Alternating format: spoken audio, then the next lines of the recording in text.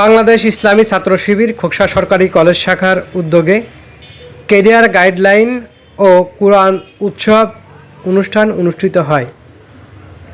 সকাল 10 ঘটিকার সময় খোকসা সরকারি কলেজ অডিটোরিয়ামে এই অনুষ্ঠানটি অনুষ্ঠিত হয়। উক্ত অনুষ্ঠানে প্রধান অতিথি হিসাবে উপস্থিত ছিলেন কুষ্টিয়া জেলা ইসলামী ছাত্র শিবিরের সভাপতি খাজা আহমেদ।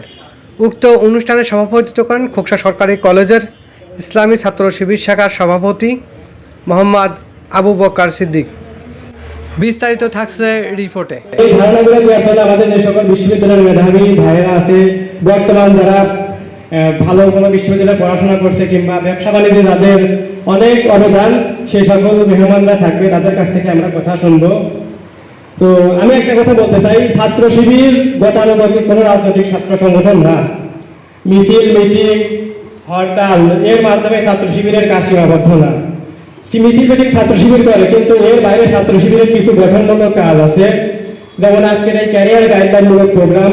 এই প্রোগ্রামে আমি আশা করবো যারা যে সকল ছাত্র ভাই এবং বোনেরা নিজেদের ক্যারিয়ার নিয়ে চিন্তিত, নিজের ক্যারিয়ারকে কোন জায়গায় নিয়ে যাবো, ভবিষ্যতে নিজেকে কোন জায়গায় দেখতে চাই, আমি শিক্ষক হতে চাই, ডাক্তার হতে চাই নাকি ইঞ্জিনিয়ার হতে চাই, এর জন্য আমাদের কি করতে হবে সেই বিষয়গুলো সম্পর্কে আজকে আমরা অবগত হব। বর্তমান সময়ে আমরা দেখতে পাই 24 পরবর্তী সময়েও দেশের মধ্যে দুর্নীতি, চাঁদাবাজি, রাহাজানি এখনো শেষ হয়।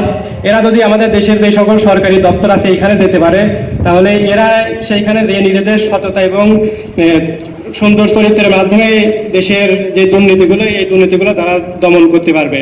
কিন্তু যদি কোনো অসৎ চরিত্রবান কিংবা দুর্নীতিবাজ লোক দেশের ভালো কোনো সেক্টরে যায়, তাহলে সে দুর্নীতি ছাড়বে না, সে দুর্নীতি করতে থাকবে। দুর্নীতি করতে থাকলে দেশটা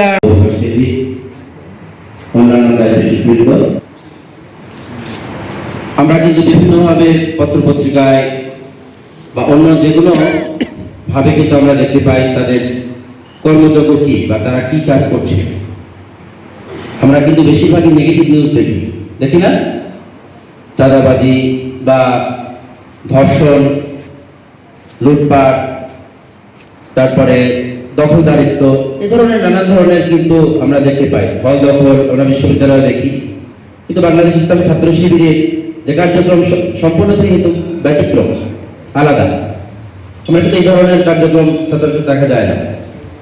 তো ছাত্র শিবিরের যে কর্মযজ্ঞ সম্পূর্ণ হচ্ছে গঠনমূলক, ছাত্র বান্ধব, সামাজিক কার্যক্রমের যে বিষয়গুলো আছে, ছাত্র শিবির কিন্তু সেই বিষয়গুলো থেকে অগ্রাধিকার ভিত্তিতে কাজ করে।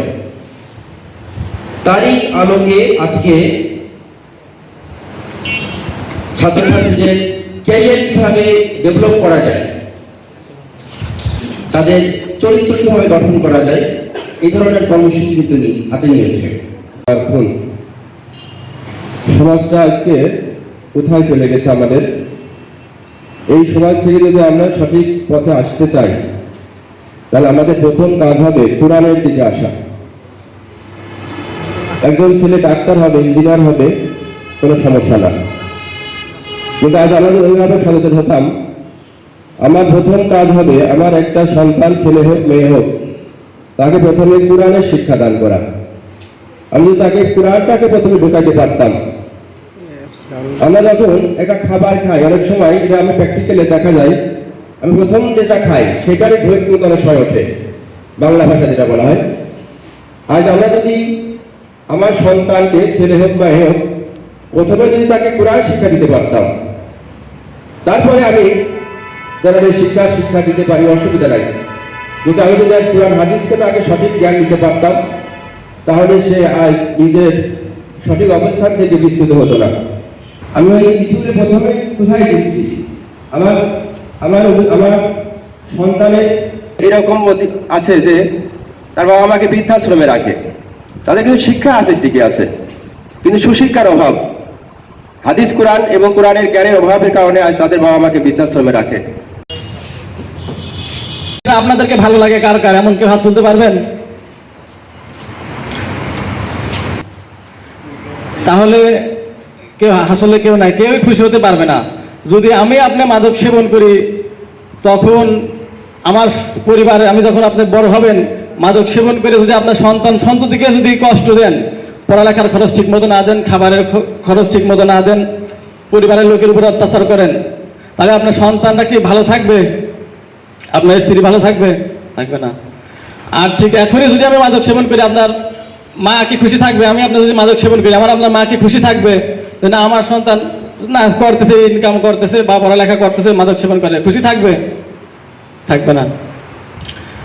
এমন কিছু ভাই এবং বোনের হাত তুলবেন এখন যে তাদের পিতা এবং মাতা চরিত্রহীন, যদি জানে, কেউ জানে যে আমার পিতা এবং মাতা চরিত্রহীন, সেই সন্তানটা খুশি থাকে, ভালো থাকে, যে আমার কোনো সমস্যা নাই, আমি আমার মতো স্বাধীনতা পাচ্ছি, চলাফেরা করতে পারছি, এরকম কেউ আছে নাকি? এটা দেখে আমাদের কার কার ভালো লাগতেছে? এক সময় এমন আমাদের মুখ থেকে এমন কথা চলে আসে যে সেটা সরাসরি অনেক সময় আমরা বলে থাকি যে এত মেনে চলা যায় না, আসলে এই সমাজে এত মেনে চলা যায় না। আপনারা বর্তমান বিশ্বের সাথে তাল মিলিয়ে চলতে চাই। আসলে আমাদের তাল মিলিয়ে চলতে হবে ইসলামের সাথে, আল কোরআন এবং আল হাদিসের সাথে, রাসূলুল্লাহ ইসলামের আদর্শ মতে আমাদেরকে চলতে হবে। বিশ্ব আমাদের দেখে শিক্ষা নেবে, এমন জীবন আমাদেরকে গড়ে তুলতে হবে। শাখা খোকসা সরকারি কলেজ শাখা কর্তৃক থাকা উচিত কিনা বা এবং ক্যারিয়ার গাইডলাইন প্রোগ্রাম হওয়া উচিত কিনা আপনার জানতের মাধ্যমে নাকি এই অজগরা গায়ের লোকদের মাধ্যমে হচ্ছে, যারা বড় বড় চাকরিজীবী তাদের মাধ্যমে হচ্ছে, এগুলো সংগঠিত হচ্ছে।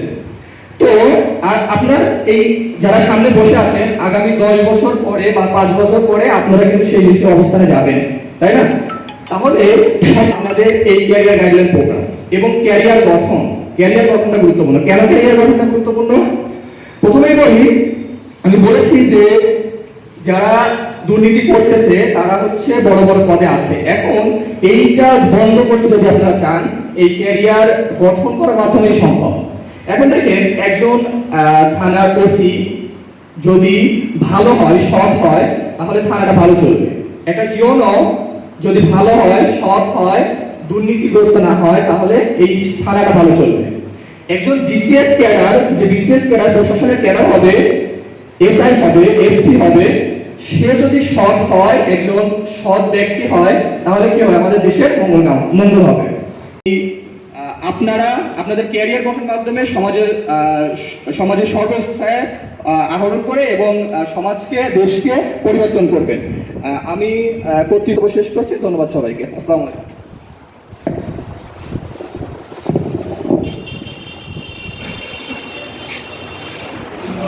জীর্ণতাতে মায়ের কমাতে যে পারে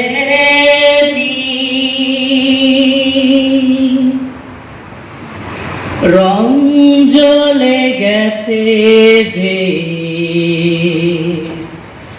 তবু মায়া ছাড়েনি। এই রমজানের আহলান সালান শুভেচ্ছা। তো আজকে যে প্রোগ্রামটি আসলে হাতে নেওয়া হয়েছে বা এটি হচ্ছে সারা দেশব্যাপী হচ্ছে, তারই অংশ হিসেবে আজকে খোকসা উপজেলা যে কার্যক্রমটি হাতে নিয়েছে সেটি অবশ্যই সাধুবাদের দাবিদার। আমরা এমন একটি মাস অতিবাহিত করছি যে মাস কোরআন অবতীর্ণ হওয়ার মাস, আর এই মাসের একটি দাবি রয়েছে, সেটি হচ্ছে আল্লাহ সুবহানাহু ওয়া তাআলা আমাদের শুধু মুসলিম জাতি নয়, প্রত্যেকটা জাতির উপর যে ওয়াজিবটি আমাদের প্রথম অবতীর্ণ করেছিলেন, সেই শব্দটি হচ্ছে ইকরা, পড়ো, পড়ার মাধ্যম দিয়ে। আর পড়া মানেই হচ্ছে যিনি পড়েন তিনি শিক্ষার্থী, যিনি শিক্ষা অর্জন করতে চান তিনি শিক্ষার্থী। আর এই শিক্ষার্থীদের নিয়েই পবিত্র রমাদান মাসে যে আয়োজন, এটি অবশ্যই প্রশংসার দাবিদার। আমি আমার অন্তঃস্থল থেকে বাংলাদেশ ইসলামী ছাত্র শিবিরকে অসংখ্য ধন্যবাদ জানাই। প্রিয় উপস্থিতি, প্রিয় শিক্ষার্থী ভাই বোনেরা, আল্লাহ সুবহানাহু ওয়া তাআলা সূরা রাদ, পবিত্র কোরআনের সূরা রাদের মধ্যে একটি 11 নম্বর আয়াতে বলছেন, ইন্নাল্লাহা লা ইউগাইয়িরু মা বিকাউমিন হাত্তা ইউগাইয়িরু মা বিআনফুসিহিম। নিশ্চয়ই আল্লাহ তাআলা কোনো ব্যক্তি বা জাতির ভাগ্যের পরিবর্তন ঘটান না যদি না সেই ব্যক্তি তার নিজেই নিজের ভাগ্যের পরিবর্তন ঘটায়। আমরা আসলে ব্যক্তি হিসেবে যারা চিন্তা করি যে না, আজকে আমার ভাগ্যের পরিবর্তন ঘটানো উচিত, কিন্তু এই মানুষগুলো যদি ভাগ্যের পরিবর্তন ঘটানোর চিন্তা পর্যন্তই যদি স্থগিত থাকি, স্তম্ভিত থাকি, তাহলে আমার ভাগ্যের পরিবর্তন কেউ এসে ঘটিয়ে দিয়ে যাবে না। তো একটা প্রশ্ন আছে, প্রশ্নোত্তর পরেই আমার সংক্ষিপ্ত আলোচনার মধ্য দিয়ে আমার কথা শেষ করবো ইনশাআল্লাহ। প্রশ্ন খুবই কম, আলহামদুলিল্লাহ। এক ভাই কিংবা বোন প্রশ্ন করেছেন, ছাত্র শিবির মূলত কোন বিষয় নিয়ে কাজ করে এবং কত বছর বয়সে এই সংগঠনে যোগদান করা যায়? খুবই চমৎকার প্রশ্ন। ছাত্র শিবির মূলত ক্লাস 5 থেকে একজন শিক্ষার্থী ছাত্র, তাকে ছাত্র হতে হবে, ছাত্রী না। ছাত্র শিবির মূলত ছাত্রদের নিয়ে কাজ করে। ছাত্র শিবিরে মূলত ছাত্ররা কাজ করা, পিএইচডি লেভেল পর্যন্ত সে ছাত্র শিবির করতে পারবে, সেই সুযোগটা আছে। এবং তার যখন ছাত্রত্ব শেষ হয়ে যাবে, অর্থাৎ তার পড়াশোনা শেষ হয়ে যাবে, কর্মজীবনে ঢুকবে বা একাডেমিক পড়াশোনা যখন শেষ হবে, তখন থেকে সে ছাত্র শিবির করার সুযোগ আর পাবে না, তখন সে বাংলাদেশ জামাত ইসলামীতে যোগদান করতে পারবে। বিষয় নিয়ে কাজ করে। আমাদের ছাত্র শিবির প্রতিষ্ঠার উদ্দেশ্য বলে একটা বিষয় আছে, আমাদের একটা বই আছে কর্মপদ্ধতি। এই কর্মপদ্ধতি বইয়ের ভূমিকায় ছাত্র শিবির কেন প্রতিষ্ঠিত হয়েছে এই বিষয়টা লেখা হয়েছে। এই বিষয়টা যদি আমরা জানি, তাহলে ছাত্র শিবির কোন কোন বিষয় নিয়ে কাজ করে এই পুরো বিষয়টাই অবগত হওয়া সহজ হবে। সেখানে বলা হয়েছে আল্লাহর এই জমিনে, জমিনটা কার? কার? আল্লাহর এই জমিনে সকল প্রকার জুলুম নির্যাতনের মূলোচ্ছেদ করে আল কোরআন ও আল হাদিসের আলোকে সত্য, ন্যায় ও ভ্রাতৃত্বের সৌধের ওপর একটি আদর্শ ইসলামী সমাজ প্রতিষ্ঠার মহান লক্ষ্যকে সামনে রেখে প্রতিষ্ঠিত হয়েছে বাংলাদেশ ইসলামী ছাত্র শিবির। খোকসা সরকারি কলেজ শাখা আজকে নিয়ে এই নান্দনিক আয়োজন করেছে। আপনারা ইসলামী ছাত্র শিবিরের জন্য দোয়া করবেন। বাংলাদেশ ইসলামী ছাত্র শিবির সত্যিকার অর্থেই এই দেশের জন্য, বাংলাদেশের সার্বভৌমত্বের জন্য, এই সবুজ ভূখণ্ডের জন্য, এই জনপদের জন্য নিয়ামতপূর্ণ। আমরা সত্যিকার অর্থে এদেশের শিক্ষার্থীদেরকে আল্লাহ সুবহানাহু ওয়া তাআলাকে চেনাতে চাই, আল্লাহ রাসূলের পথে পরিচালিত হতে উদ্বুদ্ধ করতে চাই। আপনারা জানেন রমজান আমাদের মাঝে এসেছে। রমজান সম্পর্কে আল্লাহ সুবহানাহু ওয়া তাআলা বলেছেন, ইয়া আইয়ুহাল্লাযীনা আমানু কুতিবা আলাইকুমুস সিয়ামু কামা কুতিবা আলাল্লাযীনা মিন ক্বাবলিকুম লাআল্লাকুম তাত্তাকুন। আল্লাহ সুবহানাহু ওয়া তাআলা বলেছেন, হে ঈমানদারগণ, তোমাদের প্রতি রোজাকে ফরজ করা হয়েছে যেমনি ভাবে ফরজ করা হয়েছিল তোমাদের পূর্ববর্তীদের উপরে, যেন এর বিনিময়ে তোমরা তাকওয়া অর্জন করতে পারো। ইসলামী ছাত্র শিবির মূলত এদেশের শিক্ষার্থীদেরকে সত্যিকার অর্থে তাকওয়ার পর্যায়ে পৌঁছায় দিতে চাই। তারা রাতে যেমন আল্লাহ সুবহানাহু ওয়া তাআলাকে ভয় পাবে, দিনের আলোতেও আল্লাহ সুবহানাহু ওয়া তাআলাকে ভয় পাবে। তারা একা যখন থাকবে তখন আল্লাহ সুবহানাহু ওয়া তাআলাকে ভয় পাবে, যখন সমষ্টিবদ্ধভাবে থাকবে তখন আল্লাহ সুবহানাহু ওয়া তাআলাকে ভয় পাবে। আল্লাহ সুবহানাহু ওয়া তাআলাকে নিজের রব হিসেবে গ্রহণ করবে, নিজের রব হিসেবে মেনে নিবে। আল্লাহ সুবহানাহু ওয়া তাআলার দেখানো পথ পদ্ধতি অনুসারে পরিচালিত হবে। জান্নাত উপযোগী মানুষ হওয়ার জন্য প্রচেষ্টা চালাবে, জান্নাত উপযোগী মানুষ হওয়ার জন্য পরিকল্পনা গ্রহণ করবে।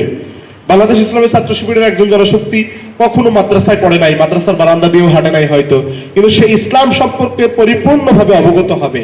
সে আল্লাহ সুবহানাহু ওয়া তাআলাকে এমন ভাবে গ্রহণ করবে যে তার জীবনটা সত্যিকার অর্থে পরিচালিত হবে জান্নাত পাওয়ার উদ্দেশ্যকে সামনে রেখে। সে নীতি নৈতিকতা সম্পন্ন হবে। সে জান্নাত জাহান্নামের, জান্নাতের ভয় পাবে, জান্নাতের আশা করবে, জাহান্নামের ভয় পাবে।